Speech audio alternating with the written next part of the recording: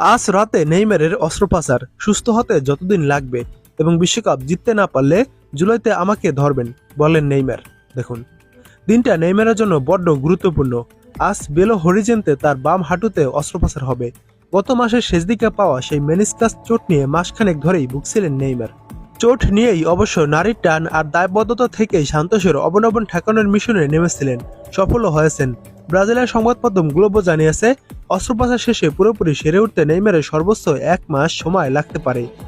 মিনাস গেইরাসের রাজধানী শহরে গতকালই পৌঁছে গেছেন নেইমার। তার অস্ত্রোপচার করবেন ব্রাজিল জাতীয় দল ও অ্যাথলেটিকো মিনেইরোর চিকিৎসক রদ্রিগো লাসমার। পুরো প্রক্রিয়াটি দেখভাল করছে ব্রাজিল ফুটবল কনফেডারেশন সিবিএফ। অস্ত্রোপচারের ধরনটি হল আর্থ্রোস্কোপি। সান্তোসের সঙ্গে নেইমারের বর্তমান চুক্তির মেয়াদ শেষ হবে আগামী 31 ডিসেম্বর। ক্লাব কর্তৃপক্ষ অবশ্য গড়ের ছেলেকে ছাড়তে নারাজ। চুক্তি নবায়নের জোর সম্ভাবনা রয়েছে।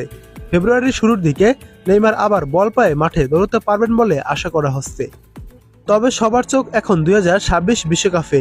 জাতীয় দলের জার্সিতে নেইমারকে সবশেষ দেখা গিয়েছিল 2023 সালের অক্টোবরে।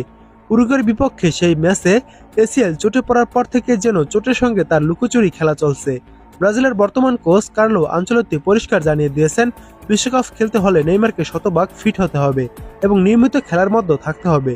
সান্তোসকে বাঁচানোর লড়াইয়ে গোল করলেও নেইমার যে পুরোপুরি ফিট ছিলেন না, এই অস্ত্রোপচারই তার বড় প্রমাণ।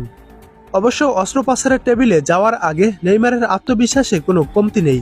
গত শনিবার প্রেমিকা ব্রুনা বিয়ানকার্দিকে নিয়ে এক সঙ্গীত অনুষ্ঠানে গিয়ে 2026 বিশ্বকাপ নিয়ে বড় এক বাজি ধরেছেন 33 বছর বয়সী এই তারকা।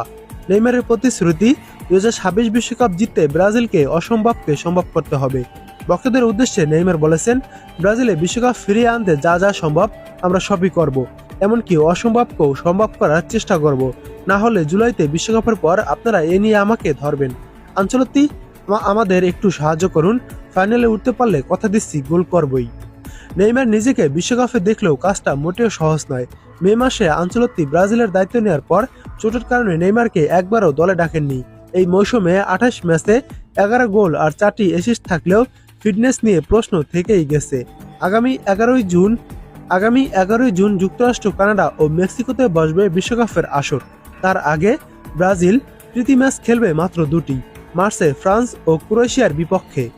ফেব্রুয়ারিতে সুস্থ হয়ে ফেরার পর আনচেলত্তির মন জয় করার জন্য নেইমারের হাতে সময় পাবেন বড় জোর মাসখানেক। 26 মার্চ বোস্টনে ফ্রান্স আর 31 মার্চ অরল্যান্ডোতে ক্রোয়েশিয়ার বিপক্ষে ম্যাচ দুটি হতে যাচ্ছে নেইমারের জন্য অগ্নি পরীক্ষা। সেখানে সুযোগ পেতে হলে নেইমারকে শুধু ফিট থাকলেই হবে না, পুরনো সেই জাদুকরী রূপও ফিরতে হবে। নেইমার কি পারবে মার্চের সেই প্রীতি ম্যাচের আগে